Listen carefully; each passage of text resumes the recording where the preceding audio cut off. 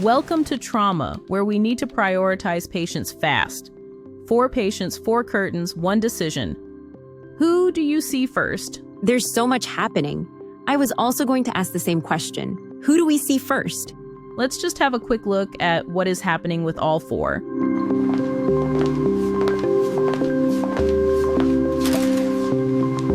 In curtain 1, we have a 25-year-old construction worker.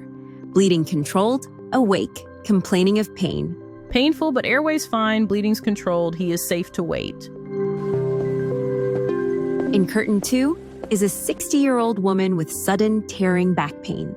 Blood pressure's 182/110 in the right arm, 148/92 in the left. This doesn't sound like ordinary muscle pain to me.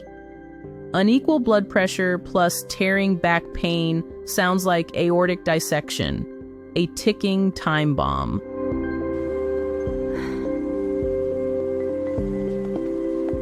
In curtain 3 is 80-year-old male. Family says he's not acting right. Confused, lethargic, warm and flushed. History of UTIs. Warm skin plus confusion in an elderly patient sounds like possible septic shock. Dangerous, but not crashing. He will definitely require urgent care. Let's check the last curtain. In curtain 4 is 40-year-old asthmatic. Audible wheezing, only speaking in 2 to 3 word sentences. Respiratory rate 36, SpO2 89% on a non-rebreather. That's dangerously low, especially on maximum oxygen. Sounds like an exacerbation of asthma and therefore a compromised airway. What do you think, Lonnie? Who should we see first? I am caught between attending to the patient in 4 and the 1 in 2 first, because I think airway always comes first, and patient in 4's airway is compromised by the asthma. However, the patient in 2 with the suspected aortic dissection is a ticking time bomb, so I feel like her situation is just as urgent. Good thinking, Lonnie. You are right. It is about the ABCs. Airway always comes first. Always.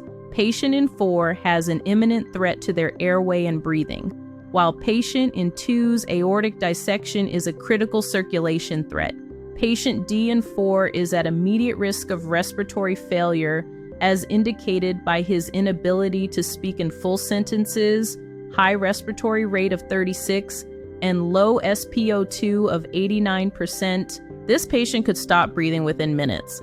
He will need nebulization, steroids, and we have to prepare for possible intubation. Patient B in 2 with possible aortic dissection is the very next priority.